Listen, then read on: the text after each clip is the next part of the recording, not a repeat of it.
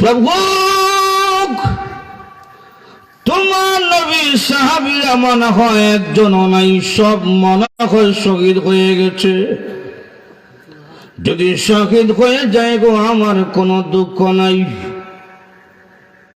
হ্যাঁ রব্বুল আলামিন, কষ্ট আমার বুকে এক জায়গায়। বেঈমান কাফেররা তো তোমার নবীর লাশকে দিবে না, ওরা টুকরা টুকরা করে কাটবে। শহীদ মরণ বড় মর্যাদার মরণ, বড় সম্মানের মরণ। শহীদ হইয়া মরলে কবরে মুনকার নাকির আসে না। শহীদ হইয়া মরলে মৃত্যুর যন্ত্রণা হয় না। শহীদ হইয়া মরলে হাসরের মাঠে কোনো প্রশ্ন করা হয় না। বিনা প্রশ্নে বিনা হিসাবে আল্লাহর তৈরি জান্নাতে রাজি হয়ে যাবে।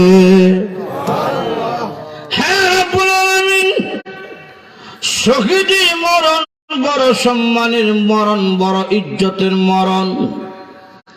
এই জন্য আমি কান্দি না, আমি কান্দি। যদি তোমার নবী সাহাবীদের লাশটা পাইতাম, সম্মান মর্যাদার সাথে দাফন করতাম, কিন্তু বেঈমান কাফেররা তো দিবে না। এইভাবে আবু উবাইদা ইবনুল জাররাহ রাদিয়াল্লাহু আনহু কান্না করে সামনে যায়। যেই লাশটা দেখে, চেহারার দিকে তাকিয়ে দেখে, না এটা আমরার লাশ না, এটা মুসলমান না, এটা দেখা যায় কাফের। সামনে গিয়া দেখে একজন ব্যক্তি দাঁড়িয়ে আছে। তিনি ভাবলেন এই লোকের কাছ থেকে যুদ্ধের বর্ণনা কিছুটা জানা যাবে। সামনে গিয়া দেখে তিনি আর কেউ নয়, তিনি হলেন খালিদ বিন ওয়ালিদ। আপনি এখনো বেঁচে আছেন? তিনি বললেন আলহামদুলিল্লাহ, আমি এখনো বেঁচে আছি। ও খালিদ, আসরের নামাজের সময় চলে যাচ্ছে, আপনি আসরের নামাজটা আগে আদায় করে নিন। যুদ্ধের ব্যস্ততা থাকার কারণে মনে হয় জোহরের নামাজটা পড়তে পারেন নাই। জোহরের নামাজটা কাজা আদায় করে নিন, এরপরে যুদ্ধের বর্ণনা আমি আপনার কাছ থেকে শুনব। আর খালিদ বিন ওয়ালিদ বলেন, এ আল্লাহর নবীর সাহাবী আবু উবাইদা ইবনুল জাররাহ, আপনি শুনুন। আপনি মনে করেছেন যুদ্ধের ময়দানের ব্যস্ততা থাকার কারণে আমরা জোহরের নামাজ পড়তে পারি নাই। না, আমরা যুদ্ধের ময়দানে, ইয়ার মুখের ময়দানে আযান দিয়া জোহরের নামাজ জামাতে আদায় করেছি। যেই জাতি যুদ্ধের ময়দানে নামাজ আদায় করে, এই জাতি কোনোদিন পরাজয় হবে না, বিজয় হবেই। কথা কম ঠিক কিনা? আর আমাদের অবস্থা হইল ইরি ক্ষেত আর বড় ক্ষেত যদি লাগি যায়, ফজরের নামাজ ছড়িয়া ধান কাটা শুরু করছে, জোহর নাই, আসর নাই, মাগরিব নাই, এশাও নাই, রাত 11টার সময় শুরু করছে এশার নামাজ। জোহর, আসর, মাগরিব, এশা। আমি হইলাম সেরাকালি চাষা। আল্লাহ ফিটা খাইতাম না, কিতা খাইতাম আমরা। কথা কোন ঠিক কিনা? বেঈমান কাউরে মারা গেলে ইমানের সাথে আমরা আমল নাই। কথা কোন ঠিক কিনা? এমনও মানুষ আছে আমাদের মধ্যে, সারা সপ্তাহ মসজিদও যায় না, শুধু জুম্মার নামাজ। আসেনি? একটু যদি কন, এক ইমাম সাহেব বিপদই পড়ছিল বেনামাজি বয়ান কইরা। বেটা বয়ান করছে, এই বেনামাজিরা, এত সুন্দর মসজিদ বানিয়ে কেউ তো নামাজের সময় নামাজ যাও না, সব বেনামাজিরা জাহান্নামে। নামাজ না পড়লে কি তুইছে জাহান্নামে যাইতে কিন্তু আমরা রাজি না। কথা কোন ঠিক না? যখন ইমাম সাহেব করছে সব বেনামাজিরা জাহান্নামী, এমনি একটা দাঁড়িয়ে গেছে। দাঁড়িয়ে করতেছে, ইমাম সাহেব 10 বছর ধরে আমরা গ্রামে ইমামতি করতেছেন, আমরার বাদ খাইয়া আমদারে জাহান্নামে দিবেন। ইমাম সাহেব হারিয়ে গেছে রে। ইমাম সাহেব কৌশল করে বলে, তোরা তো দেখছি মাঝে মধ্যে জুম্মার নামাজ পড়স। জি হুজুর, আমি 8 জুম্মা করতে আই। তুই আমি তো করছি বে নামাজি, তুই তো দেখা যায় মাঝে মধ্যে জুম্মার নামাজি। তুই জুম্মার নামাজি বহ, তুই না, মাথা ঠান্ডা হয়েছে বইছে। আরেকটা ধরে এখন আমি জুম্মার নামাজও পড়ি না, আপনি আমাকে জাহান্নামী বলবেন কেন?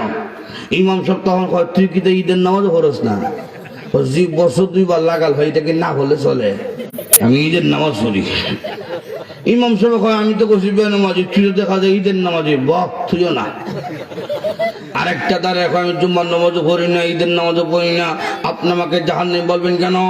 ইমাম সাহেব হয় গত বছর যে তোর বাবা মারা গেছেন, তার জানাজার নামাজ তুই পড়ছিলেন না? জি হুজুর বাবার জানাজা পড়ছি তো আমি তো করছি বেনামাজি, তুই তো দেখা যায় জানাজার নামাজি।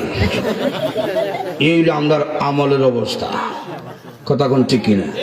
হ্যাঁ একটু জোরে কন। এইরকম আমল যদি হয় নির্যাতিত হবে, এটাই স্বাভাবিক।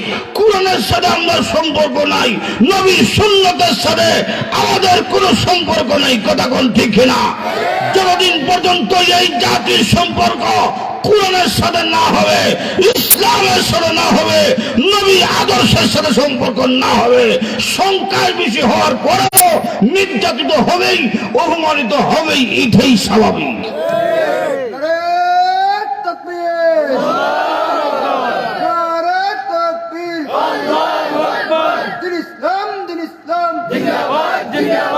ইসলামের শত্রুরা হুঁশিয়ার সাবধান, হুঁশিয়ার সাবধান, ইসলামের শত্রুরা। নারে তাকবীর। নবীজি পৃথিবী থেকে বিদায় হওয়ার 83 দিন পূর্বে বিদায় হজ্জের ভাষণে বলছিলেন আমি চলে যাই, রেখে যাই 2টা জিনিস তোমাদের কাছে। এই 2টা জিনিসকে শক্ত করে তোমরা ধরতে পারো, তাহলে তোমরা লাঞ্ছিত হবে না, অপমানিত হবে না। 2 জিনিসের মধ্যে একটা হইল আল্লাহর কোরআন, আর একটা হইল নবীর সুন্নাত। আচ্ছা কোরআনের সাথে আমরা কোনো সম্পর্ক নাই, রাসূলের সুন্নতের সাথে আমরা কোনো সম্পর্ক নাই, কথা বলছি কি? ফ্যান পড়ছে সিরা ফ্যান, 2-3 বছর আগে যখন দেখছিলাম 8 নিচে সিরা, তো বাপসি কুত্তা খামড় দিছে। পরে শুনি এটা কুত্তা খামড় না, এটা বলে ফ্যাশন। সিরা হইয়া তুই কই ফ্যাশন, আল্লাহ জানে কোন দিন নেবেন কুল্লি হইলে ফ্যাশন। আর এখন দেখছি কুলার কাছাকাছি, আগে ছিল 8 নিচে, এখন দেখছি 8 উপরে, অফিসের কাছাকাছি। ও মুসলমান, তুমি মুসলমান, তুমি একজন মুসলমান, তোমার এই অবস্থা কেন? তোমাকে দেখলে বুঝাই তো তুমি একজন মুসলমান। নবীর সাহাবীদের দিকে তাকাইলে বুঝাই তো তিনি একজন নবীর সাহাবী, কথা কোন ঠিক কিনা? নবীর সাহাবীদেরকে দেখলে পরিচয় দেওয়া লাগতো না, তিনি একজন সাহাবী। আদর্শ দেখলেই, কথাবার্তা দেখলে বুঝাই তো তিনি একজন নবীর সাহাবী। আর আজকে আমাদের 3.5 হাত বটির দিকে তাকাইলে বুঝা যায় না এটা যে মুসলমান না কাফের, বুঝার কোনো আলামত নাই। নাম শুনলেও বোঝা যায় না, এমন নাম রাখছে রতন, আসেনি? তোর বাইর নাম কি দেখো স্বপন, তোর বোনের নাম কি দেখো প্রিয়াঙ্কা। এইগুলো আমরা মুসলমানদের অবস্থা, কথা কোন ঠিক কিনা? মেয়ে জন্মগ্রহণ করছে, ইমাম সাহেবের নিচে দোয়া করে, তো ইমাম সাহেব আমার মেয়ের নাম সুন্দর করে রেখা দিন। ইমাম সাহেব ঠিক আছে, বড় একজন নবীর মায়ের নাম রেখা লাও মরিয়ম, এটা হুরার নাম। তো ঠিক আছে, আরো সুন্দর কইতাছি, একজন নবীর স্ত্রীর নাম রেখা লাও রহিমা, তো এটা আরো হুরার নাম, রেখা লাও সুইটি। এটা ঠিক আছে, সুইটি, ফালকি, বেবি, টেস্কি, এটা আমরা গেছে বলা লাগে। বেটির না ফুরির নাম রাখছে বেবি। আগে একটা গাড়ি ছিল ছোট সেঞ্চি মতো, এটার নাম আছে বেবি, এটা ছোট বেবি। খেনে এটা চালাইতে ইন্ডিয়া ডিস্ট্রিক্ট হইতো না, বাস হইতো না, রেলগাড়ি হইতো না, এই জন্য এটা বাবি বেবি। তুমি যে রাখছো তোমার মেয়ের নাম বেবি, এটা যখন বড় হইব, হ্যাঁ তখন নাম দিতে ইন্ডিয়া ডিস্ট্রিক্ট। যখন বিয়া দিবা বাচ্চা কাচ্চিব, তখন নাম দিতে রেলগাড়ি ডাবটা বুঝছে। ও মুসলমান, তোমারই অবস্থা কেন? মুসলমানদের চলাফেরা আদর্শ দেবে বুঝাই তো তিনি একজন মুসলমান, কথা কোন ঠিক কিনা? হ্যাঁ খালিদ বিন ওয়ালিদ আপনার যেহেতু আসরের নামাজও শেষ, জোহরের নামাজও আদায় করে ফেলেছেন, তাহলে এখন যুদ্ধের বর্ণনা আমাকে শোনান। খালিদ বিন ওয়ালিদ বলেন, এ আল্লাহর নবীর সাহাবী আবু উবায়দা ইবনুল জাররাহ, আপনি শুনুন। আমরা 60 জন ছিলাম, এখনো 52 জন জিন্দা আছি। আর এক বর্ণনা হলো 60 জন ছিলাম, একজনও শহীদ হয় নাই, 52 জন মুক্ত আছি, 8 জন বন্দী হইছে। কাফিরদের অবস্থা কি? তিনি বললেন, শত শত কাফেররা আমার তরবারির সামনে 2 টুকরা হয়েছে। অধিকাংশ কাফেররা যুদ্ধের ময়দান থেকে পলায়ন করছে, আমার সামনে এসে দাঁড়ায় নাই। পলায়ন করে বাদশার দরবারে গিয়ে বলল, আজকে সিন্নাইছি মুসলমান কারে কয়? আজ চাকরি টাকা যা কোনদিন মুসলমানদের সাথে যুদ্ধ করতে যাইতাম না, বিশেষ করে খালিদ বিন ওয়ালিদের সামনে যাইতামই না। কেন যাইবে না?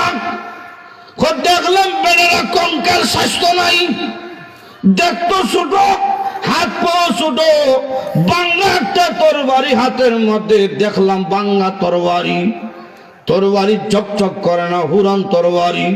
কিন্তু হুরান তরবারি একটা যখন আকাশের দিকে ওঠায়, নিচে পড়ার সময় 60,000 তরবারি পড়তেছে। ওটা একটা, নিচে ওরা 60,000। তখন বাদশা কইল, তুইলে ষড়যন্ত্রের মাধ্যমে খালিদ বিন ওয়ালিদকে হত্যা করা হোক। কেমনে হত্যা করবা?